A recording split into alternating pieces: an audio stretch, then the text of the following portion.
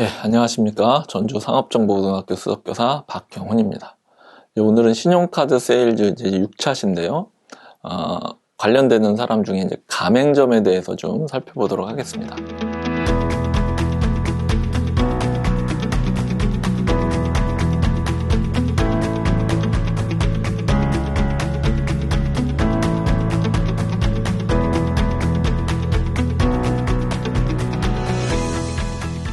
먼저 가맹점의 뜻을 한번 살펴볼 텐데요. 우리가 카드사는 돈을 빌려주는 것과 마찬가지라 그래서 여신 전문 금융업 이렇게 분류를 한다고 했잖아요. 그래서 여신 전문 금융업 법에 이제 가맹점의 정의가 나와 있습니다. 보시면 신용카드 업자 계약을 해서 이제 회원이 오면 결제를 하면 이제 물건이나 물품이나 용역을 제공하는 자 이렇게 정의가 되어 있고요. 또는 이 제공을 대행하는 자까지를 이제 가맹점으로 봅니다. 그 이후에 이제 가맹점 표준 약관에도 정의가 나와 있는데요. 조금 쉽습니다. 계약을 해서 카드 가맹점 승인을 받고 거래를 하는 업소, 시설 이렇게 보통 얘기를 하죠. 이게 훨씬 더 와닿는 쉬운 표현 같습니다. 이 가맹점도 기준에 따라서 약간 이제 여러 가지 종류로 좀 분류를 할 수가 있는데요. 첫 번째는 취급하는 카드의 종류에 따라서 국내 신용카드 업자가 발급한 카드만 취급하는 국내 가맹점이 있을 수 있고 국외의 신용카드 업자가 발급한 카드까지 취급하는 국외 가맹점이 있을 수 있습니다. 두 번째는 이제 판매 구분에 따라서 일시불도 되고 할부도 다 되는 할부 가맹점이 있고요. 할부는 안 되는 비할부 가맹점을 나눠줄 수 있습니다. 세 번째는 이제 회원에게 어떤 제한이나 서비스를 추가하느냐의 관점에 따라서 일정 기간 할부 수수료를 가맹점이 부담하고 고객한테 면제해주는 무이자 할부 가맹점이 있을 수 있고요. 그다음에 실적에 따라서 뭐 할인을 제공한다든지 포인트를 더 준다든지 이런 제휴카드 가맹점이 있을 수 있습니다. 네 번째는 이 가맹점이 얼마나 잘 이렇게 거래를 우리랑 해왔느냐. 그래서 우량 가맹점 있죠. 실적도 좋고 뭐 사고 같은 거 없이 이런 거래를 한 우량 가맹점이 있고요. 중간에 이제 법률을 어기거나 절차를 위반하거나 하는 불량 가맹점 이렇게도 나누기도 합니다. 그 다음에는 이제 우리가 뒤에서 또 자세히 보시겠지만 일반 가맹점 계약 이외에 특약을 맺기도 합니다. 뭐 EDI, EDC, 뭐 DDC, 뭐 할부 특약, 뭐 수기 특약 여러 가지 특약이 있는데 그건 뒤에서 자세히 보시고요. 특약을 맺은 가맹점이 있고요. 아니면 일반 이제 가맹점 약관만 체결한 일반 가맹점이 있을 수 있습니다. 여섯 번째는 영업 형태에 따라 구분을 또 해볼 수 있는데요. 물품을 한꺼번에 확 주는 게 아니라 일정 기간 주기적으로 이렇게 나눠서 결제하는 회원제 형태로 운영되는 회원제 형태 가맹점이 있고요. 뭐 그렇지 않은 뭐 일시불로 우리가 보통 다 그냥 그 자리에서 사고 결제하잖아요. 비회원제 형태 가맹점도 있습니다. 끝으로 이제 매장 형태에 따라서 온라인 가맹점, 오프라인 가맹점 이렇게 나누기도 합니다. 자, 그럼 이제 가맹점은 카드 회사에 어떤 일정 수수료를 이제 내게 되는데요. 우리가 가맹점 수수료라고 하는데, 그럼 대체 왜 가맹점은 카드 회사에 수수료를 내나? 두 가지 정도 이유를 살펴볼 수 있습니다. 첫 번째가 카드사가 회원이 사용한 그 물품 대금을 가맹점에 미리 주죠. 그러고 나서 나중에 회원한테 받아내는 겁니다. 그러니까 이런 거죠. 쉽게 말해서 카드사가 이제 가맹점에 얘기를 하는 겁니다. 야, 니네 고객한테 나중에 받을 돈을 내가 미리 주잖아. 이런 의미 첫 번째 하나가 있고요. 두 번째는 만약에 가맹점이 카드사를 거치지 않고 그냥 손님과 외상 거래를 했다고 한번 가정해 보시죠. 그러면 아마 그 가맹점은 저 손님이 이 돈을 잘 갚을까 말까 이런 걱정도 해야 되고 나중에 솔직히 떼어먹힐 수도 있습니다. 사실은 실제 외상 거래를 하게 되면 생길 수 있는 위험이 있죠. 그걸 없애준다는 거죠. 그러니까 이렇게 얘기하는 겁니다. 또 신용카드 회사가 야, 니네가 만약에 고객하고 직접 외상 거래를 했으면 이런 위험이 있잖아. 근데 우리가 그 위험 다 없애주잖아.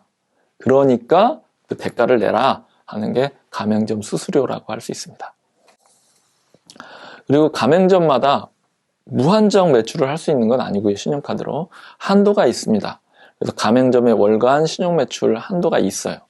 그래서 만약에 그 한도를 넘어서 신용카드로 고객에게 물건을 팔았다. 그러면 그건 승인이 거절될 수도 있습니다.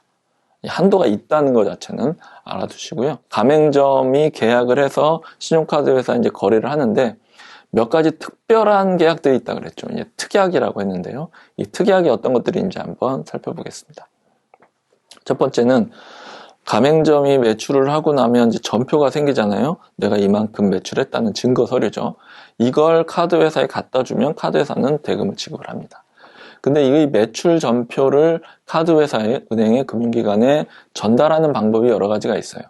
그래서 그냥 예전 방법이나 보통은 그걸 직접 가지고 갔습니다, 사실은. 일반적인 전표 매출 접수 방식인데요. 근데 이제 좀 전산화가 진행되다 보니까 이제 관련 특약을 맺습니다. 그래서 직접 가지 않고 전자적인 방법으로 매출 전표를 이제 보내는 거예요, 금융기관에, 카드사나 은행에. 그런 특약이 첫 번째가 뭐가 있냐면 일렉트로닉 데이터 인터체인지, 그래서 EDI 특약이라는 게 있습니다. 그래서 거래가 승인이 나면 승인 정보를 보내요, 카드사에. 그러고 나서 그 가맹점에서 미리 약속한 전산 양식이 있습니다. 그래서 양식을 만들어서 보내면 매출 전표가 접수가 돼요. 그러면 이제 가맹점으로 돈이 입금이 되는 겁니다. 이런 경우에는 이제 주로 별도 전산 DB를 보유한 대형 가맹점이 주로 이용을 하고요.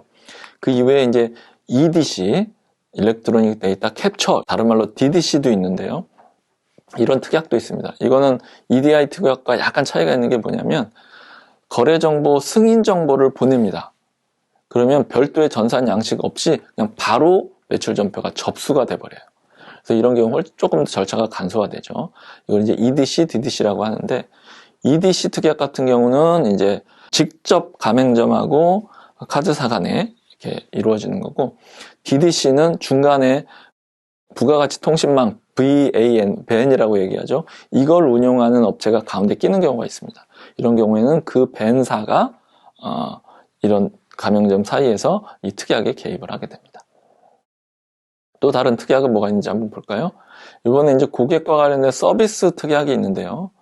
말씀드린 대로 우리가 할부 거래를 하게 되면 고객이, 회원이 카드사의 할부 수수료를 내게 되어 있습니다. 이자조로.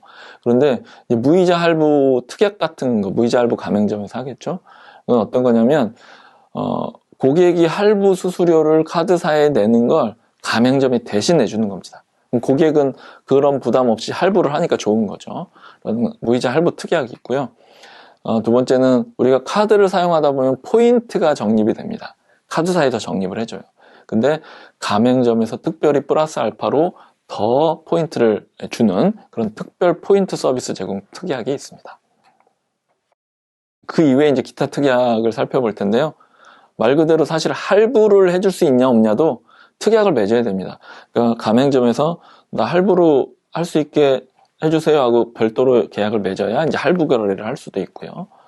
이제 수기 특약이라는 게 있는데 이거는 이제 거래 성격상 직접 카드를 고객에게 받기 어려운 경우, 뭐 텔레마케팅이나 통신 판매 이런 홈쇼핑 이런 경우죠. 이런 경우에는 카드를 내가 직접 안 받았어도 승인이 되고 거래를 할 수 있게 해줘라는 이제 특약을 맺는 거죠. 그걸 수기 특약이라고 합니다. 그리고 이제 무승인 거래 청구 특약이라는 게 이제 말이 조금 어려운데요. 이거는 쉽게 매달 같은 금액이 계속 반복적으로 결제가 되는 경우. 예를 들어 보험료라든지 뭐 공공요금 이런 게 있죠.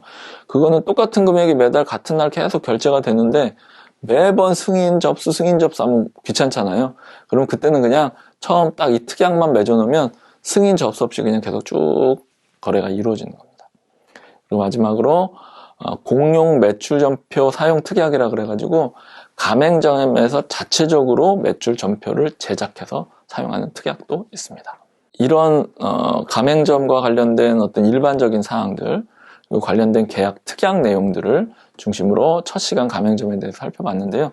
이제 다음 차시에서는 이런 가맹점이 등록하는 과정들, 등록과 관련된 내용, 그리고 가맹점도 업무를 하다 보면 은행에 변경된 내용 이런 걸 신고해야 되는 경우가 있을 수 있겠죠. 그래서 가맹점 등록과 관련된 내용, 그리고 재신고와 관련된 내용을 추가적으로 좀 살펴보겠습니다. 다음 차시에 뵙겠습니다. 수고하셨습니다.